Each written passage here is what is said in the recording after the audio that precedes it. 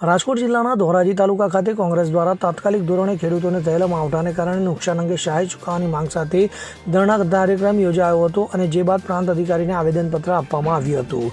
ધોરાજી પંથકમાં કમોસમી વરસાદને કારણે થયેલ નુકસાનને કારણે ખેડૂતો ચિંતિત બન્યા છે, ત્યારે ખેડૂતોને થયેલ પાક નુકસાનીના વળતર અપાવવા માટે થઈને કોંગ્રેસ દ્વારા ધરણા કાર્યક્રમ યોજી સરકારને જગાડવા માટે પ્રયાસ હાથ ધરવામાં આવ્યો હતો। તો આ કાર્યક્રમમાં વિવિધ પોસ્ટરો સાથે ખેડૂતો અને કોંગ્રેસના કાર્યકરો જોડાયા હતા અને ખેડૂતોએ પણ તાત્કાલિક સહાય ચૂકવવાની માંગ કરી હતી। કોંગ્રેસ દ્વારા આયોજિત ધરણાના કાર્યક્રમમાં કોંગ્રેસના પૂર્વ ધારાસભ્ય લલિતભાઈ વસોયા અને લલિત કાગતરા પણ ઉપસ્થિત રહ્યા હતા। તો લલિત કાગતરાએ પણ સરકાર પર પ્રહાર કર્યા હતા અને જણાવ્યું હતું કે સરકાર માત્ર સર્વેની વાતો કરે છે, હજુ સુધી સર્વેની ટીમ ખેતરો પર પહોંચી નથી અને સરકારનું તંત્ર સર્વે બાબતે નિષ્ફળ નીવડ્યું છે અને સરકાર ટેકા ભાવે મગફળી રજીસ્ટ્રેશન બાદ સેટેલાઇટ સર્વે કરી શકતી હોય તો અત્યારે સેટેલાઇટથી સર્વે કેમ નહીં કરી શકતી, આમ કહી સરકાર ઉપર પ્રહાર કર્યા હતા। તો પાક નુકસાન અંગે કોંગ્રેસના પૂર્વ ધારાસભ્ય લલિત વસોયા પણ સરકાર પર આકરા પ્રહાર કર્યા હતા અને જણાવ્યું હતું કે સરકાર ખેડૂતોના હિતમાં નિર્ણય કરવામાં નિષ્ફળ નીવડી છે। તો ભાજપના ધારાસભ્ય મંત્રીઓ ખુદ સ્વીકારે છે કે પાકને નુકસાન થયું છે અને છતાં પણ સર્વેના નાટક કરી અને સરકારને ગેરમાર્ગે દોરી દેવામાં આવી રહ્યું છે। તો ખેડૂતોની મગફળીના ટેકાના ભાવે ખરીદી કરવાની છે એ તાત્કાલિક શરૂ કરવી જોઈએ અને 300 મણ મગફળી ખરીદી કરવી જોઈએ તેવી માંગ ઉઠવા પામી છે। લલિતભાઈ શું કહેશો? આજે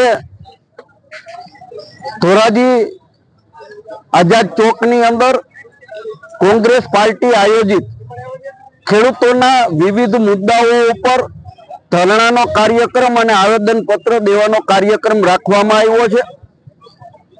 ખેડૂતોની મુખ્ય માંગ કે માવઠાના વરસાદને કારણે ખેડૂતોના ઊભા પાક મગફળી, સોયાબીન, કપાસ, ડાંગર આ તમામ પાકોને જે નુકસાન થયું છે એ નુકસાનીનું વળતર ચૂકવવાની સાથે સાથે ખેડૂતોના જે ધિરાણો છે, ખેડૂતોના જે દેવાઓ છે એ માફ કરવા જોઈએ। પાક વીમા યોજના ફરીથી ચાલુ કરવી જોઈએ અને ટેકાના ભાવે 300 મણ ખેડૂતોની ખરીદી તાત્કાલિક ધોરણે કરવામાં આવે એ માગણી સાથે આજે ધરણાનો કાર્યક્રમ રાખવામાં આવેલ છે। સરકારે સર્વેની વાત કરી, પરંતુ સર્વે ટીમ ગામડાઓ સુધી પહોંચી નથી કે શું? સરકાર પોતે અવઢવની સ્થિતિમાં છે। કૃષિ વિભાગ પહેલો પરિપત્ર કરે કે 20 દિવસની અંદર સર્વે પૂરો કરવો, રાજ્યના કૃષિ મંત્રી 7 દિવસમાં સર્વે પૂરો કરવાની વાત કરે, ગુજરાતના મુખ્યમંત્રી 3 દિવસમાં સર્વે પૂરો કરવાની વાત કરે, એટલે સરકાર વચ્ચે ક્યાંક ને ક્યાંક અસમજતા બનાવવાનું વાતાવરણ છે। સર્વે કરવાની કોઈ જરૂર નથી। રાજ્યના મંત્રીશ્રીઓ, રાજ્યના ભારતીય જનતા પાર્ટીના ધારાસભ્યો સૌ મીડિયા સામે આવીને ખેડૂતોને નુકસાની થઈ ગયાની વાત કરે છે, ત્યારે રેન્ડમલી સર્વે કરીને આખા ગુજરાતના ખેડૂતોને પાક નુકસાનીની સહાય તાત્કાલિક ધોરણે ચૂકવવી જોઈએ।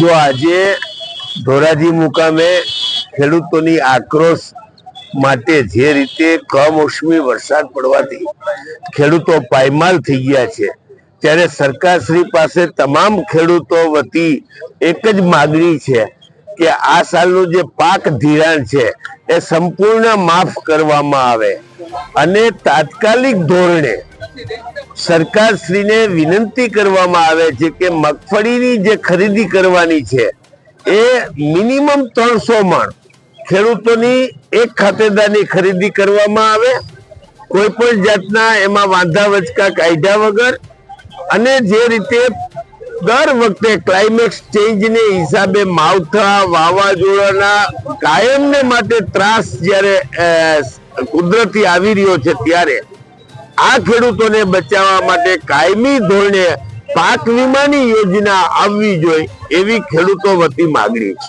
લલિતભાઈ, ખાસ કરીને સરકારે એવું કહી છે કે સર્વે પૂર્ણ થઈ ગયું છે। શેનો સર્વે કાકા? તમારી પાસે મામલતદાર પાસે રેકોર્ડ છે કે આટલા વરસાદ પડ્યો છે અને હવે સર્વે નો ટાંગો મારો છે, ઈ તમારે દેવાની દાનત તો દેવા માંડો। સર્વે કરીને ખેડૂતોની બનાવટ, ઘા ઉપર મીઠું ભભરાવાનું બંધ કરો અને તાત્કાલિક ખેડૂતોને, આખા ગુજરાતમાં વરસાદ છે, તમારી પાસે નથી સેટેલાઇટ પિક્ચર, તમારી પાસે નથી મામલતદાર, તમારી પાસે નથી રેકોર્ડ, બધું જ છે, તો સર્વેનું નાટક બંધ કરીને તાત્કાલિક ખેડૂતોને સંપૂર્ણ ધિરાણ માફ કરી દેવું જોઈએ। મારું નામ વસંતભાઈ રપરા, ગામ ધોરાજી. આજે અમે ખેડૂત મહાસંમેલનનું આયોજન કરેલું છે. કમોસમી વરસાદની હિસાબે અમારે ખેતીમાં 100% પાકને નુકસાની છે. અમારી મુખ્ય માંગ એ છે કે આ વહેલી તકે સરકાર ખેડૂતની 500 મણ જેવી મગફળી ટેકાના ભાવે ખરીદી ચાલુ કરે. બીજો મુદ્દો એ છે કે આ જે પાક વીમા યોજના છે એ તાત્કાલિક ચાલુ કરે અને એ યોજના ચાલુ કરી તો આ અમારે ખેડૂતને આવા આંદોલન કે મહાસંમેલન ના કરવા પડે.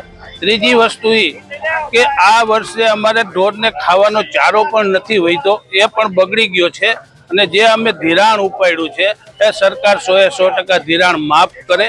અને સરકારને અમારી વિનંતી છે કે ધિરાણ માફ કરી અને આ વળતર રૂપે અમને એ ફાયદો કરે. અને બસ મારું આ સરકારને આટલું જ કહેવાનું છે. અલ્પેશ ત્રિવેદી સાથે CN24 ન્યૂઝ ધોરાજી. હવે જુઓ દેશ દુનિયાની તમામ ખબરો તમારી આંગળીના ટેરવે. ઉઠાવો મોબાઈલ અને ગૂગલ પ્લે સ્ટોર પરથી ડાઉનલોડ કરો અમારી CN24 ન્યૂઝ મોબાઈલ એપ.